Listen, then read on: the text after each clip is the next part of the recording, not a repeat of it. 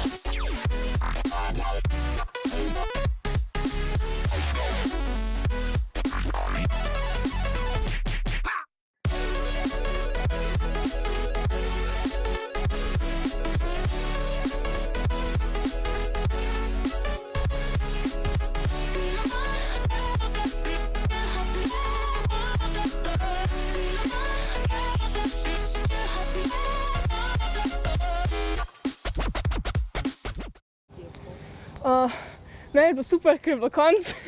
10-15 minut smo čakali zaradi nekih problemov s štartom, pa smo končno šli v 3. poskusu. Rezultat ni bil to, kar sem hotela, ampak sem pa šla v polfinale, tako da en cilj je bil dosežen. Pa veliko vetra je bilo, ampak dobro, smo speljali.